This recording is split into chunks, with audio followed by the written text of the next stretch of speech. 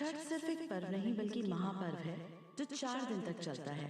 ये 4 दिन हर भक्त के लिए बहुत खास होता है। ये पर्व साल में 2 बार मनाया जाता है, पहली बार चैत्र में और दूसरी बार कार्तिक में। चैत्र शुक्ल पक्ष षष्ठी पर मनाए जाने वाले छठ पर्व को चैती छठ और कार्तिक शुक्ल पक्ष षष्ठी पर मनाए जाने वाले पर्व को कार्तिकी छठ कहा जाता है। पारिवारिक सुख, समृद्धि और मनोवांछित फल प्राप्ति के लिए ये पर्व मनाया जाता है। इसका एक अलग ऐतिहासिक महत्व भी है। छठ पूजा हिंदी महीने के हिसाब से कार्तिक महीने की शुक्ल पक्ष की षष्ठी तिथि को मनाई जाती है। शुक्ल पक्ष का मतलब हुआ कि किसी भी हिंदी महीने के आखिरी 15 दिन, जबकि शुरुआती 15 दिनों को कृष्ण पक्ष कहा जाता है। सूर्य भगवान की पूजा वाला ये फेस्टिवल ज्यादातर बिहार, झारखंड, वेस्ट बंगाल और ईस्टर्न यूपी और नेपाल के तराई एरिया में से सेलिब्रेट किया जाता है। हालांकि जैसे जैसे ग्लोबलाइजेशन हुआ है, स्पेशली पिछले 30 से 35 सालों में, इन इलाकों के लोग जैसे जैसे अमेरिका और यूरोप के अलग अलग देशों में फैलते गए, तब से ग्लोबल लेवल पर इस त्योहार को धूम धड़ाके से मनाया जाता है। इतना ही नहीं, कई देशों की सरकारें तो इस दिन नेशनल हॉलिडे भी रखती हैं। कहा तो ये भी जाता है कि ये फेस्टिवल मगही और भोजपुरी लोगों का सबसे बड़ा फेस्टिवल है। ये बिहार या फिर यूं कहिए कि इंडिया का इकलौता ऐसा फेस्टिवल है जो आज से ही नहीं बल्कि वैदिक टाइम से मनाया जा रहा है। इस फेस्टिवल में आर्यन सिविलाइजेशन की एक झलक भी दिखाई देती है। जिस तरह से वेद पुराणों की रचना की गई और ऋग्वेद में तो सूर्य भगवान की पूजा के बारे में काफी डिटेल में बताया गया है।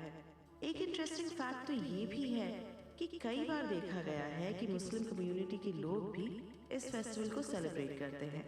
इस पर्व में सूर्य भगवान, जल और वायु की पूजा की जाती है, इसीलिए इसको एनवायरमेंट फ्रेंडली फेस्टिवल भी कहा जाता है। ऐसा फेस्टिवल शायद दुनिया के किसी भी देश में ना मनाया जाता हो जो पूरी तरह से नेचर को डेडिकेटेड है। तो दोस्तों, जब इस फेस्टिवल में इतनी खूबियां हैं ही, तो आइए आपको बताते हैं कि आखिर इस फेस्टिवल की हिस्ट्री क्या है और आखिर छठ पूजा मनाई क्यों जाती है। छठ पूजा के कई सारे हिस्टोरिकल रेफरेंसेस मिलते हैं। छठ मैया को मिथिला में रनबे माई, भोजपुरी में रनबे माई और वेस्ट बंगाल में रनबे ठाकुर कहा जाता है। कहते हैं कि बिहार स्थित मुंगेर बेसिकली अपने सीताचरण मंदिर के लिए पूरी दुनिया में फेमस है। इस मंदिर की खास बात यह है कि गंगा नदी के बीच में एक चट्टान पर बना हुआ है। कहते हैं मुंगेर में सीता जी ने छठ पूजा की थी। इसके बाद से ही इस हिस्टोरिकल फेस्टिवल की शुरुआत हुई। इसलिए कहते हैं मुंगेर और पास के बेगूसराय में ये फेस्टिवल खूब धूमधाम से मनाया जाता है। इस पर्व के बारे में एक कहानी ये भी है कि जब देवताओं और राक्षसों की लड़ाई हुई तो इस लड़ाई में देवता हार गए थे। तब देव माता अदिति ने अपनी बेटी रनबे यानी छठी मैया की पूजा शुरू की। ये पूजा देव सूर्य मंदिर में शुरू की गई थी। देव माता अदिति ने छठी मैया से प्रार्थना की कि उन्हें ऐसा बेटा मिले जो बहुत शक्तिशाली यानी पावरफुल हो, जो देवताओं की ओर से राक्षसों का विनाश कर दे। कहा जाता है कि देव माता अदिति की भक्ति से खुश होकर छठी मैया ने उन्हें आशीर्वाद दिया और देव माता अदिति को बाद में एक बेटा हुआ, जिन्हें बाद में भगवान आदित्य कहा गया। भगवान आदित्य को त्रिदेव रूप वाला अवतार माना जाता है, जिन्होंने राक्षसों से देवताओं को जितवाया था। छठ पूजा क्यों मनाई जाती है, इसके कई सारे रेफरेंसेस मिलते हैं। ऐसा ही एक रेफरेंस रामायण से भी मिलता है।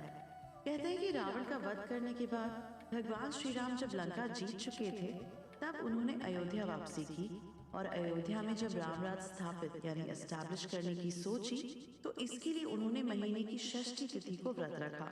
सप्तमी को संसद के समय सूरज भगवान की पूजा की और अयोध्या में राम राज्य स्थापित यानी एस्टैब्लिश करने के लिए आशीर्वाद मांगा।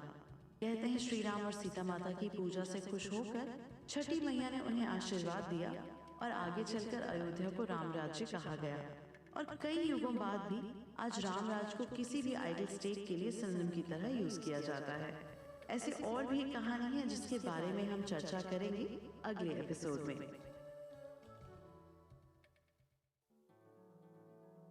इस पर